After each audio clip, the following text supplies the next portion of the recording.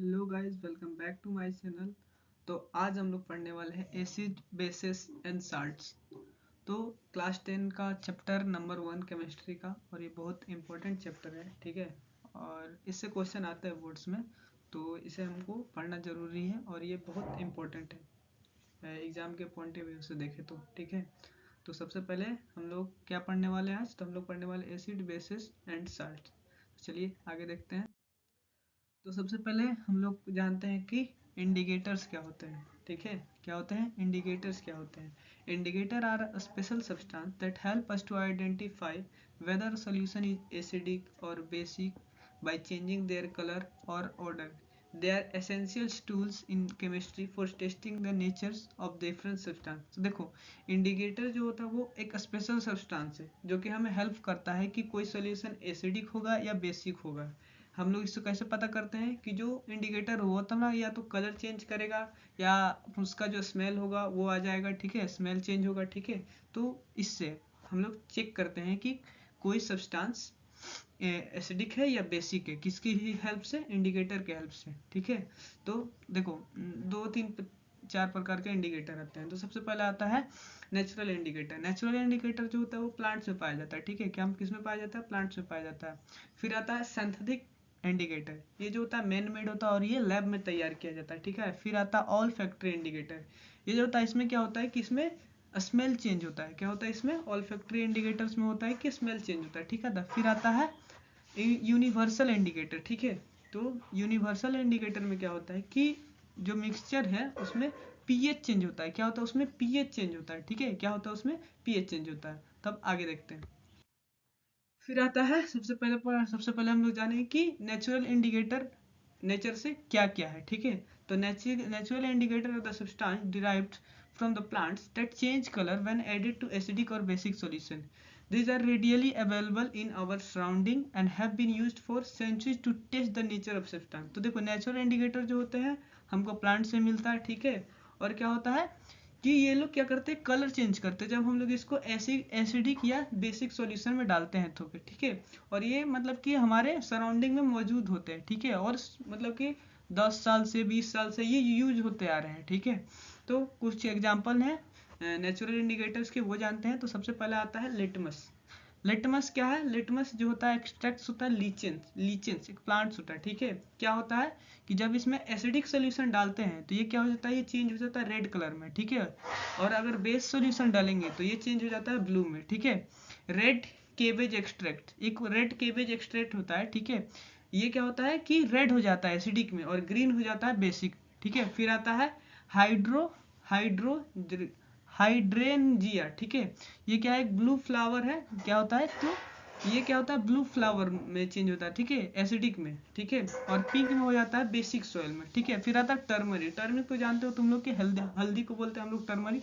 ये क्या होता है कि एसिडिक में क्या होता है, जो ये क्या होता है, तो एसिडिक में जो होता है ये येलो ही रहता है, ठीक है, एंड न्यूट्रल, ठीक है। और रेडिश ब्राउन हो जाता है बेसिक सॉल्यूशन में डालने पे, ठीक है। तो आगे देखते हैं। फिर आता है सिंथेटिक इंडिकेटर, जो मैन मेड इंडिकेटर होते हैं, ठीक है, जो हम लोग लैब में तैयार करते हैं। These are the man made indicator specifically designed for laboratory use. They show distinct colour changes and are more precise than natural indicator. तो देखो, ये जो होता है मैन मेड इंडिकेटर होता है, ठीक है, और ये हम लोग लैब में तैयार करते हैं, ठीक है। और ये क्या होता है, बहुत वेराइटी ऑफ कलर चेंज करता है, ठीक है। और मतलब कि ये बहुत ज़्यादा प्रीसियस है, मतलब कि नेचुरल इंडिकेटर से, मतलब ये ज़्यादा एक्यूरेट है, किससे, नेचुरल इंडिकेटर से, समझे। तो इसमें दो नाम आते हैं, एक आता है मिथाइल ऑरेंज, ठीक है। क्या आता है, मिथाइल ऑरेंज, ठीक है। Colourless orange in neutral, red in acidic, ठीक है। तो कलरलेस या ऑरेंज हो जाएगा न्यूट्रल में, ठीक है। और रेड हो जाता है एसिडिक सॉल्यूशन में। और येलो में, मतलब कि बेसिक में येलो हो जाता है। तो मिथाइल ऑरेंज का क्या है कि जो होता है ना, न्यूट्रल अगर रहेगा ना तो या तो कलरलेस रहेगा या ऑरेंज हो जाएगा, ठीक है।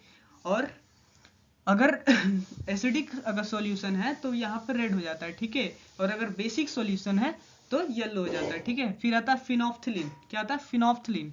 तो अगर सॉल्यूशन अगर न्यूट्रल है तो वहाँ पे तो कलरलेस रहेगा, ठीक है।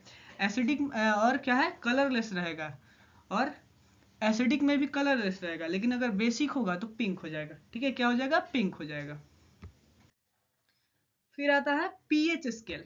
ठीक है। अब ये पीएच स्केल क्या होता है, ठीक है। The pH scale develop by HPL Sorensen measure the strength of acids and bases.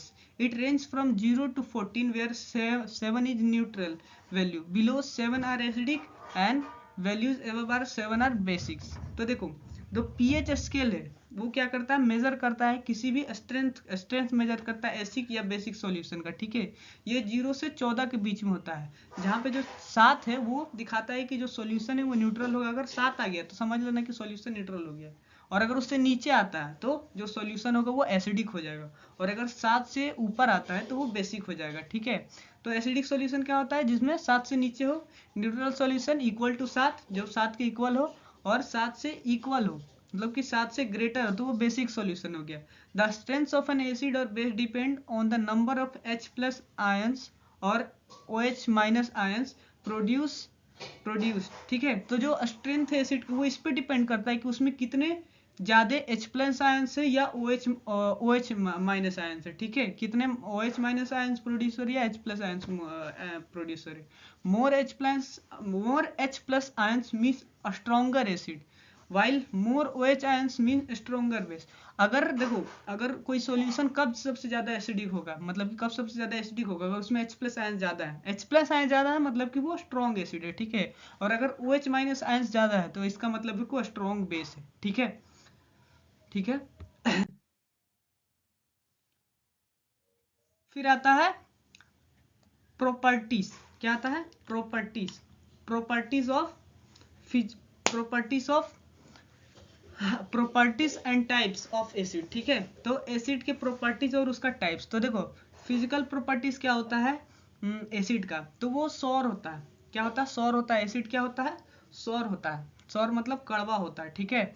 और ब्लू लिटमस को रेड में कन्वर्ट करता है, ठीक है। और इलेक्ट्रिसिटी को कंडक्ट करेगा सॉल्यूशन में, और कोरोसिव होगा नेचर में। इसका कहने का मतलब ये है कोरोसिव नहीं होगा नेचर में, मतलब कि वो जंक धरवा, मतलब कि जंक लग सकता है उससे, ठीक है। क्या करता है, उसको जंक लग सकता है एसिड से, ठीक है। और इलेक्ट्रिसिटी को कंडक्ट करता है, अगर सॉल्यूशन में इलेक्ट्रिसिटी कंडक्ट हो सकता है, ठीक है।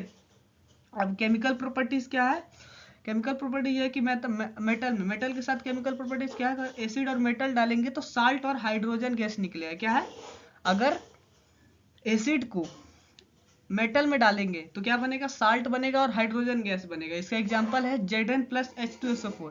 Zn जो है एक मेटल है और H2SO4 क्या है, एसिड है, ठीक है। अगर ये दोनों को डालेंगे तो ZnSO4 बनता है। ZnSO4 क्या है, एक साल्ट है, और H2 क्या है, गैस है, हाइड्रोजन गैस है, ठीक है।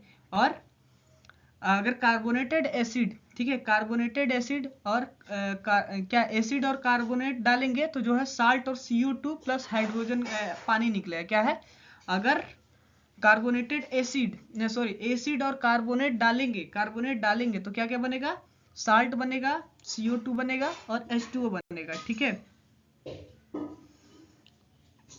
ठीक है। चलिए आगे देखते हैं। फिर आता है टाइप्स ऑफ एसिड, कितने प्रकार के एसिड होते हैं। तो देखो दो दो टाइप्स के, मतलब कि बेस्ड मतलब कि दो बेस्ड पे एसिड होते हैं, ठीक है। पहला आता है सोर्स, कहाँ से वो मिल रहा है, ठीक है। और दूसरा आता है स्ट्रेंथ, ठीक है। तो पहला आता है बेस्ड, तो एक आता है मिनरल एसिड। मिनरल एसिड क्या हो गया, HCl, HNO2, H2SO4। HCl हमारे पेट्स में होता है, ठीक है। और ये सोर्स एसिड है, क्या है, ये सोर्स एसिड है। और आता है एक आता है organic acid. Organic acid citric acid, lactic acid, acidic acid. Citric acid, lactic acid ये सब क्या है, फल फ्रूट्स या दही में ये सब पाए जाते हैं, ठीक है। फिर आता है स्ट्रेंथ पे, स्ट्रेंथ के बेसिस पे एसिड कितने प्रकार के होते हैं। तो सबसे पहला आता है स्ट्रॉन्ग एसिड। क्या आता है, स्ट्रॉन्ग एसिड। स्ट्रॉन्ग एसिड उस एसिड को बोलते हैं जो कि कंप्लीटली आयोनाइज हो जाए वाटर में, कंप्लीटली मतलब कि डिसोसिएट हो जाए वाटर में, ठीक है। जैसे HCl हो गया, HNO3 हो गया, ठीक है। ये सब कंप्लीटली डिसोसिएट हो जाता है वाटर में, ठीक है। फिर आता है वीक एसिड जो कि पार्शियली आयोनाइज होता है वाटर में, जैसे कि CH3COOH, H2CO3, ठीक है। अब देखते हैं आगे। फिर आता है बेसिस, बेस का प्रॉपर्टीज एंड टाइप। तो सबसे पहले जानते हैं कि बेसिस का डेफिनेशन क्या है। Substance that produce OH- ions in aqueous solution. देखो जो सब्सटेंस प्रोड्यूस करते हैं OH आयंस, ठीक है। OH आयंस जो सब्सटेंस प्रोड्यूस करेंगे उसको हम लोग बोल देंगे क्या है, वो बेसिस है, ठीक है। क्या है, एक्वस सॉल्यूशन में जो सब्सटेंस OH- आयंस प्रोड्यूस कर रहा है वो क्या है, बेस है, ठीक है। इसका एग्जांपल है NaOH, KOH और CaOH2, ठीक है, होल 2। फिर आता है फिजिकल प्रॉपर्टीज। फिजिकल प्रॉपर्टीज क्या होता है? ये बीटर होता है। बीटर मतलब कड़वा होता है। क्या होता है? कड़वा होता है। बीटर मतलब कड़वा होता है, ठीक है। और वो जो एसिड था वो खट्टा होता है, ठीक है। और ये क्या होता है? बिटर मतलब कड़वा होता है। बेसिस क्या होता है? कड़वा होता है। और ये रेड लिटमस को ब्लू में कन्वर्ट करता है, समझे। वहां पे एसिड में क्या था? एसिड में ब्लू से रेड कन्वर्ट होता है, लेकिन बेस में क्या होता है? रेड से ब्लू में कन्वर्ट होता है, ठीक है, लिटमस पेपर का।